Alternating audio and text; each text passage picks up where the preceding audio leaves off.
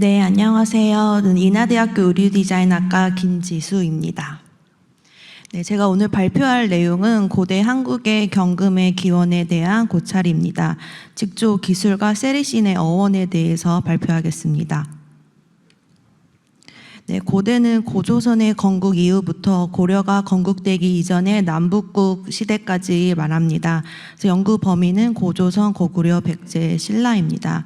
경금이 무엇이냐면 다른 색으로 염색한 두 쌍 이상의 경사를 이중 또는 삼중으로 중첩해서 정경한 후 이것을 직물의 표면, 뒷면으로 보내서 무늬와 바탕을 짠 견직물을 말합니다. 이제 이게 그림에서 보다시피 이렇게 세로로 부출된 실크를 경금이라고 합니다. 네, 경금은 이처럼 재직이 가장 복잡한 자카드입니다. 현대에도 이제 커다란 곡선 무늬의 자카드직은 복잡한 구조의 자카드 직기로만 재직을 할 수가 있습니다. 그럼 도대체 고대의 이러한 경금은 어떻게 누가 재직을 하고 발명하였을지 연구를 하여 보았습니다. 네, 실크의 어원이 바로 실꿀이라고 영남대 조한 교수님께서 일본 섬유공학회에 게재된 논문이 있습니다. 초기 실크로드의 핵심이었던 고대 한국의 실크의 대표적인 경금 직물의 재직 기술가 세리신의 어원을 분석을 하려고 합니다. 그래서 우리나라 고대의 아름다운 경금의 재직 기술 분석을 통하여 실크의 역사를 규명에 이바지하는 연구가 될 것입니다. 그래서 고대 한국과 주변에서 발굴된 경금을 고대 복식 기록, 누에 나방, 옥잠, 색동을 통해서 수집하였고 경금의 문양을 조사하고 고도의 재직 기술을 고대 한국과 중국 항나라의 직기를 분석하고 세리신의 어원을 분석해 보았습니다. 네, 금직물은 동아시아에서 발생하였고 그 시점을 기원전 11세경으로 추정한다는 기록이 있으며 금의 가장 이른 유물은 중국 유명성 조양에서 출토되며 당시 이 지역은 고조선에 포괄된 지역이었다고 합니다.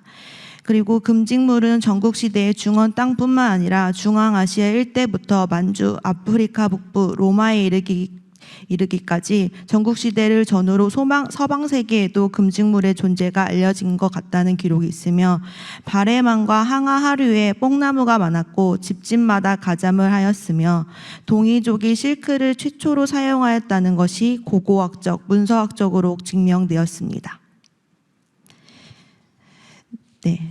또한 중국 항나라 경제서에 의하면 비단 옷은 서민의 경우 70, 80세가 되어야 겨우 입어볼 수 있었다고 하며 또한 중국 한나라에서는 집에 오묘 뽕나무를 심게 하면 50살 먹으면 의복을 해 입을 수 있을 것이라는 이제 맹자의 기록이 있습니다. 흔히 실크를 종주국으로 알고 있는 믿어 의심치 않은데 실크 생산이 중국에서는 그리 녹록지 않았습니다. 고대 한국 실크 기록을 고조선에서 살펴보면 고조선의 신석기 유적지인 평양시에서는 질그릇 바닥에 뽕잎 무늬로 보아서 이미 고조선 때 양잠을 알고 있고 견직물도 생산하였을 것이라고 짐작이 됩니다. 조이는 배옷을 입고 그들이 짜는 무늬 비단, 금이 뛰어다니는 기록이 있고 기자가 조선으로 가서 백성에게 예의를 가르치고 농사짓고 누에치며 직무를 짰다는 기록이 있으며 마한 사람들은 농사를 짓고 누에를 쳤다는 기록과 변한 사람들은 누에치는 방법을 알았다는 기록이 있습니다. 네, 그리고 고조선에서는 구슬을 귀하게 여겨 옷을 꿰매어 장식하기도 하고 목이나 귀에 달기도 했지만 금, 은과 금수는 보배로 여기지 않을 정도로 굉장히 흔했다고 합니다. 그리고 부여 사람들은 금을 즐겨 입었다는 기록이 있습니다. 네, 고구려의 기록에 따르면 금을 직조할 뿐만 아니라 다양한 직조 기술이 있었으며 고구려 사람들은 공공 모임에도 모두 금수로 지은 옷을 입고 금과 은으로 장식을 하였다고 합니다. 463년 백제의 금부직인 정한나가 일본으로 건너가 한 양식의 한금을 재직하여 일본 금부연의 시조가 되었다고 합니다. 그러면 이제 한금에 대해서 살펴보겠습니다. 예전 이제 기록을 보면 실크 나방 지도와 유라시아의 실크 나방 분포 범위입니다. 실크 나방의 종류가 중국과 우리나라가 다르다는 것을 알 수가 있는데, 박선희 교수님의 이제 연구에 따르면 토종복 누에는 중국의 누에와는 다른 품종이며 야생매 누에를 순화시킨 것으로 고조선은 기원전 3000년경에 양잠 기술을 개발하였다는 기록이 있습니다. 네, 또한 조희승 교수님께 연구에 따르면 평양 구역에서 출토된 기원전 3세기 고조선 시대의 실크를 실험 분석한 결과 중국의 고치와 보면은 중국의 고치는 28개의 녹점 누에이고 크기도 작고 달걀형인데 우리나라 고치는 27개의 석잠 누에이며 고치 형태도 모래시계의 장구형으로 밝혀진 것을 알 수 있습니다. 이처럼 중국의 누에 고치와 우리의 누에 고치는 종자가 서로 다릅니다. 네, 그리고 기원전 4500년경인 배달민족 시기에 비단이 시작되었다는 것을 알리는 홍산문화에서 발굴된 고고학 유물 증거에 따르면 이렇게 옥으로 만든 누에 모양의 비녀가 이렇게 있습니다. 네, 색동, 우리나라의 색동이 이제 경금에서 발견이 되는데, 색동은 여러 색상의 실을 경사 방향으로 계획 배치해서 만든 것입니다. 이제 우리의 금은 다중색 경사에 세로가 있는 이러한 경금입니다. 이렇게 보시면은 경금의 뒷면에 색동이 나타납니다. 신강 위구르 자치구에서 발견된 색동 신발입니다. 네, 고조선 및 백제에서 발견된 경금입니다. 부여의 유적지인 길림선 모화산 유적지에는 금이 출토되었는데 이러한 고고학적 자료는 고조선 시대부터 다양한 견직물 생산이 가능하였음을 입증합니다. 네, 신라 천마총에서 출토되어 고찰한 18점의 금직물 모두가 경금이었습니다. 그리고 이제 석가탑에서 출토된 금직물은 색동의 오체색의 경금이 발견되었습니다. 네, 저희 그 경금에서 보면은 짐승무늬 사이에 위치한 세네갈래의 구름과 바람 형태의 동물 문양이 나타나는 것을 공통점으로 알 수가 있습니다. 고대의 경금 직물을 위치를 보면 신강에서 나타난 것인데 이제 동물 문양이 이어서 나타납니다. 이것은 오성 출도방 경금은 1995년대 신강에서 출토되었고 기원전 2, 3세기에 생산된 경금입니다. 금 채색의 무늬 비단을 사용한 이것은 이제 소매 보호대입니다. 소매를 묶는 보호대인데 자세히 여기 살펴보시면 우리 한복의 특징인 고름이 붙어 있습니다. 네, 이어서 신강에서 보면 동물 문양의 유사한 양식이 반복되는 것을 알 수 있습니다.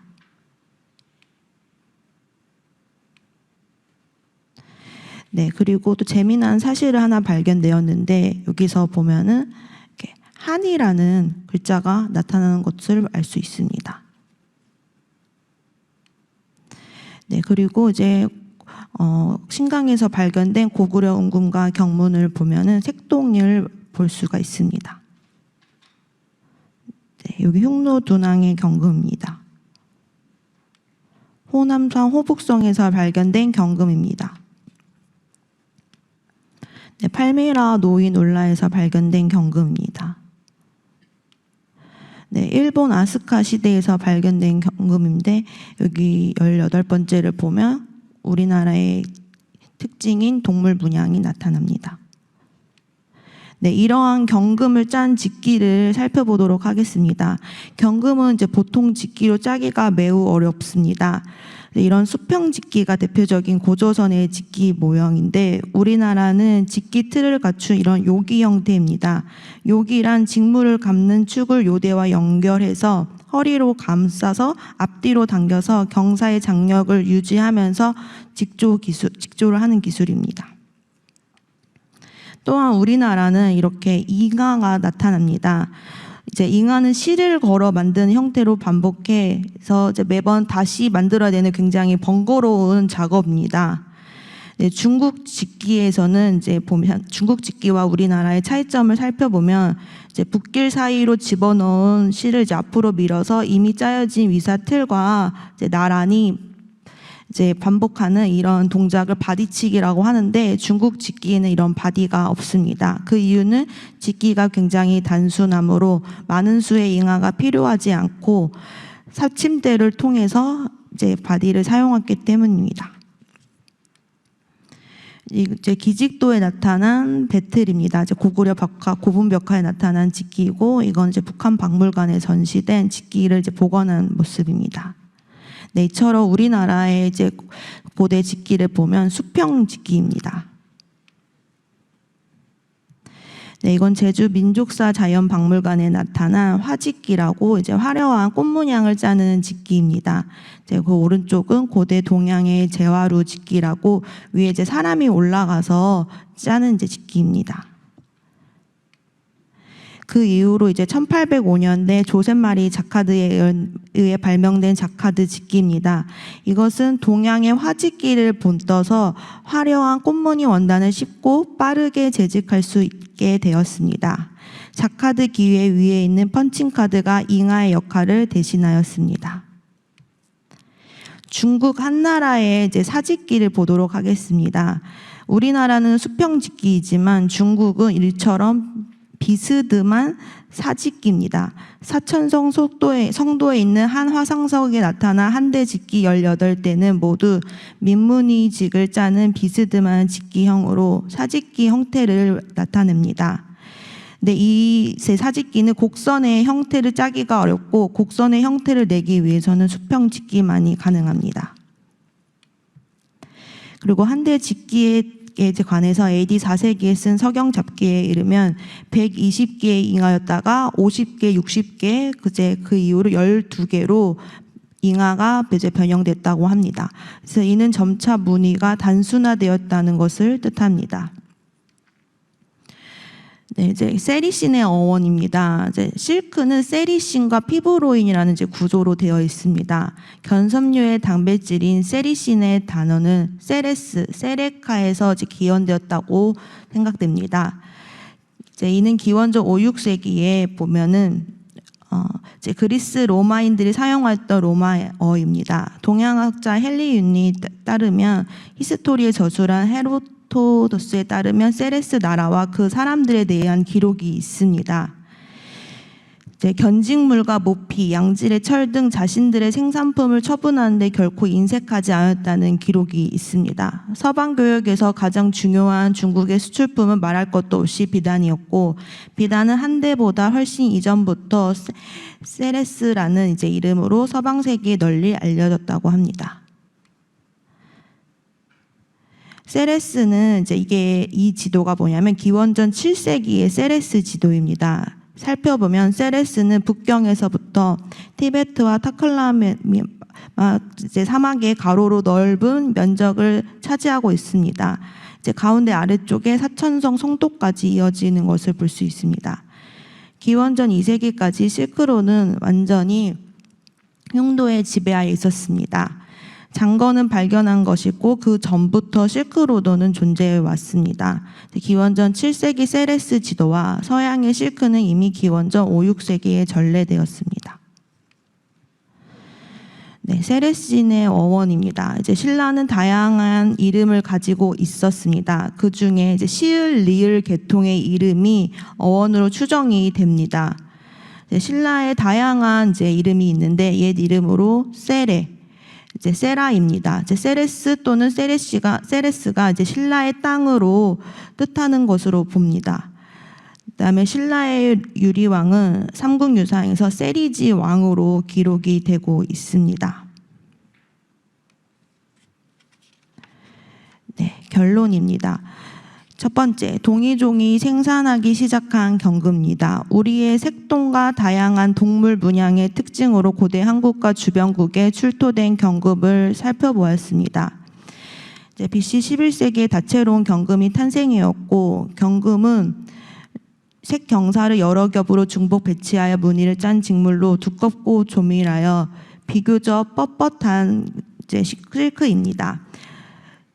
그리고 중원과 일본, 중앙아시아, 서아시아 등에 수출한 특산물이고 실크는 동이족이 처음 사용하기 시작하였다고 하고 조이가 폐금을 생산하였으므로 바레만의 고조선은 세계 최초로 실크로드 초원길을 통해 실크를 전파하였을 것으로 추측이 됩니다.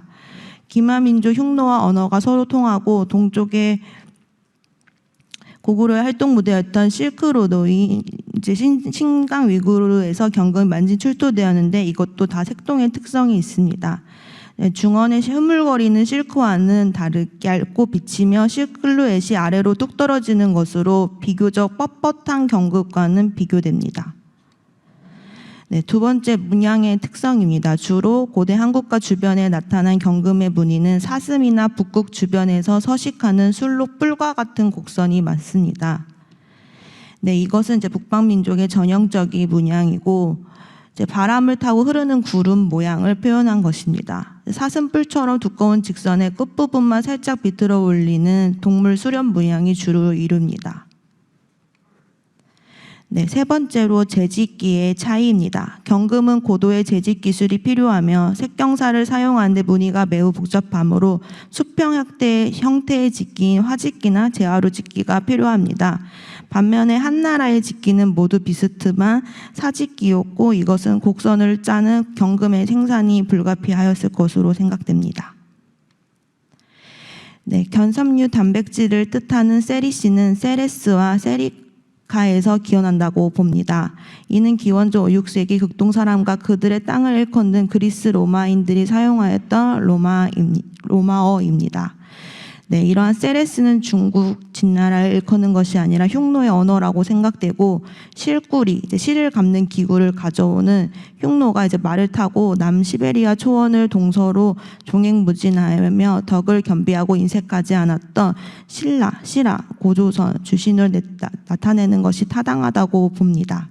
신라의 옛 이름이 세라이므로 세레시나 세리카는 신라인과 신라의 땅을 뜻한다고 봅니다. 네, 이상으로 발표를 마치도록 하겠습니다. 감사합니다. 예, 김지수 교수님 아주 흥미로운 발표 이렇게 감사를 드립니다. 이게 사실 이런 연구는 쉽게 할 수 있는 연구가 아니고 학문적으로도 상당히 의미가 있는 연구가 아닌가 싶은데요. 그러니까 저 같은 이제 문외한이 이제 들었을 때. 결국은 이 비단이라고 하는 것이 동이족에 의해서 시작이 돼가지고 전 세계로 실크로드를 통해서 전 세계로 이제 퍼졌다.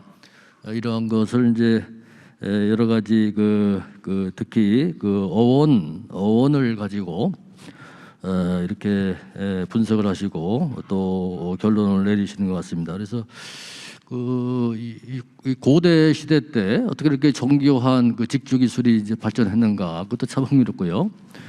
그리고 이제 지역마다 문양이 직조에 나타난 경금에 나타난 문양이 이제 다 달라서 그것이 문화 전파가 이제 어떻게 됐는가, 문양을 비교를 하면은 문화 전파가 어떻게 됐을까라고 하는 것을 상당히 호기심을 갖게 하는 그런 연구가 아니었나 이렇게 생각이 됩니다. 네, 안녕하십니까. 이번에 토론을 맡게 된 박유미라고 합니다. 선생님 글 감사히 잘 읽었습니다. 근데 제가 이제 저희 박서연 선생님께서 제 은사 선생님이시긴 한데, 네, 제가 방직과 관련된 거를 전공을 하지 않아가지고 제가 뭐 아는 바는 그렇게 많이 없습니다. 그래서 제가 이제 토론문을 작성을 한 거는 고대사 연구하는 이제 연구자의 입장에서 그러니까 저는 모르는 사람이고 이제 이 글을 읽으면서 설득이 되어야 되는 사람인데 이제 그러한 입장에서 본다면은 의문 나는 점이 있어가지고 몇 가지 좀 질문을 드리도록 하겠습니다.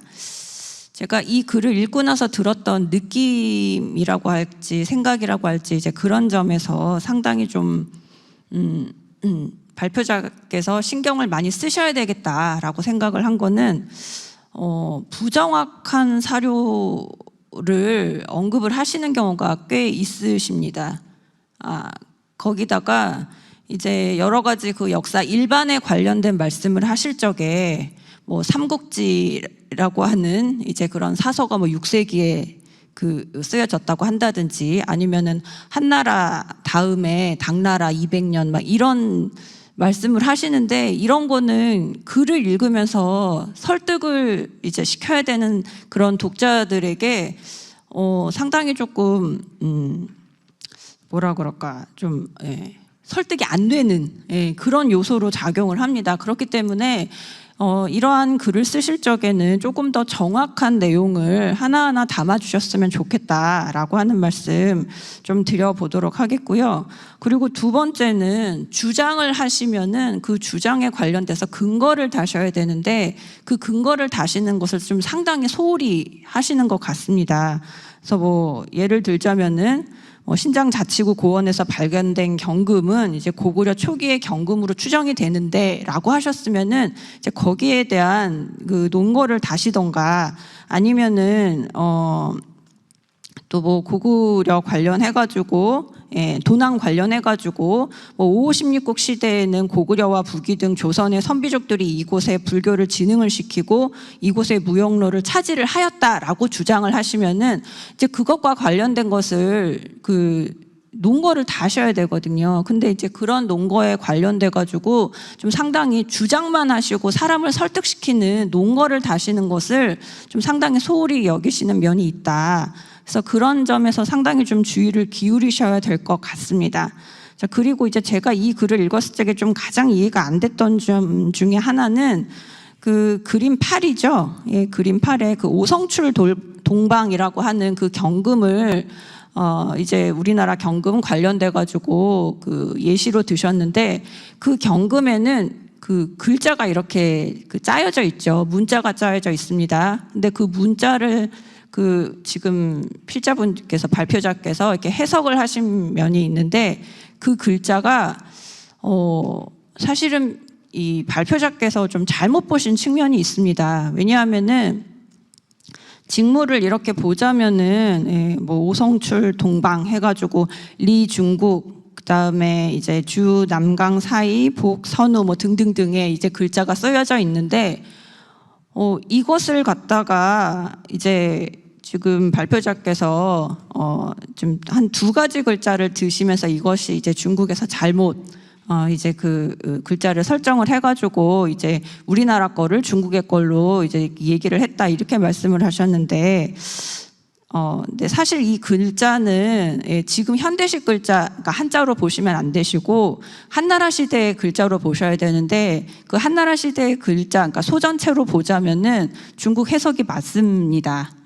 거기다가 뭐 이 글자 자체를 갖다가 이제 뭐 논외로 친다고 하더라도 그 경금에 있는 내용, 리중국, 그다음에 뭐 복선우라고 하는 이제 이 두 내용만 보더라도 사실 우리나라 걸로 보기가 어려운 측면이 있거든요. 우리나라가 왜 중국을 이롭게 하며 거기다가 이제 오나라 송건이 고구려 동천왕에게 선우라고 하는 이제 뭐 그런 내용을 했다고 하는데, 그러면은 복선우면은 선우를 복종시킨다는 거잖아요. 그럼 우리가 우리 스스로를 복종을 시킨다라고 하는 내용을 왜 경금에다가 담아가지고 그 직무를 짭니까? 그렇기 때문에 이 내용은 상당히 지금 발표자께서 다시 보셔야 될 측면이 있는 내용이라고 판단이 됩니다. 자, 그리고 또 뭐 여러 가지가 있어요. 그래서 지금 제가 발표자에 관련된 토론문을 조금 길게 썼는데, 그런 내용뿐만 아니라 만일에 이 관련된 내용을 다 이제 믿는다고 친다면은 아까 말씀드렸던 그 오성출 동방 같은 경금은 우리나라 건데도 우리나라를 갖다가 복종시킨다는 이제 이런 얘기가 있는 이 자료를 어떻게 해석을 하실 것인가 관련된 내용을 조금 더 자세하게 설명을 해 주셔야 될 것으로 생각이 들고, 그리고 제가 가장 좀 이해가 안 된 것은 사실은 이것을 그 발표를 하실 적에 가장 핵심적인 내용이 되어야 될 거는 아까 그 발표자께서 말씀을 하셨듯이 중국의 그 누에하고 우리나라 누에가 다르다고 한다면은 그 중국의 누에가 짜낸 실과 우리나라 누에가 짜낸 실이 각각 다를 수밖에 없습니다. 자, 그렇게 되면은 이 뭐 문양이라든지 어떻게 짜는 뭐 이런 것도 것도 물론 중요하지만 사실은 그 직물의 그 실과 관련된 성분 분석하는 게 가장 중요하거든요. 근데 이 관련된 성분 분석을 비교하는 요것을 갖다가 딱 제시를 해주시면은 상당히 좀 굉장히 완성도 있는 글이 될 것 같은데 이러한 내용이 없다는 점, 이러한 점이 좀 상당히 안타까운 점으로 생각이 되고 있습니다. 이 관련된 내용은 박선희 선생님도 물론 그 글에다가 그 언급을 해 놓으셨지만은 살펴보시려고 한다면 찾아보실 수 있거든요. 그래서 이러한 내용 상당히 좀 보완이 필요하다는 생각이 들고, 그리고 이제 우리나라 경금이라고 한다면은 고조선 지역에 관련돼 가지고 좀 많이 나왔을 걸로 생각이 되는데, 특히 고조선 지역에서 정말 많은 유물이 발굴이 된 조양 지역에서도 이 비단 관련된 내용이 상당히 나온 것으로 알고 있습니다. 근데 이 조양 관련된 직물 관련된 뭐 언급이라든지 이런 것이 없다는 점도 상당히 좀 안타까운 점으로 생각이 들어서 이제 이러한 내용들을 포함시키시고, 그리고 좀 더 여러 가지 내용들을 논증을 하시고 검증을 하셔가지고 좀 새롭게 글을 수정을 하셔야 될 필요가 있지 않을까, 이런 생각을 해봤습니다. 네, 박유미 박사님 너무 감사드리고요. 네, 이제 앞으로 증거를 저 수집해서 연구를 보충해서 정확한 근거와 논거로 네, 논문을 작성하도록 하겠습니다. 네, 그리고 이제 세레스가 신라라는 것을 이제 제가 증명을 하고 싶고, 그리고 이제 조양의 유물은 굉장히 많지만 실크 자료를 구하기가 너무 어렵습니다. 이제 갖고 계신 분이 있으시면 연락을 부탁드립니다. 네, 감사합니다.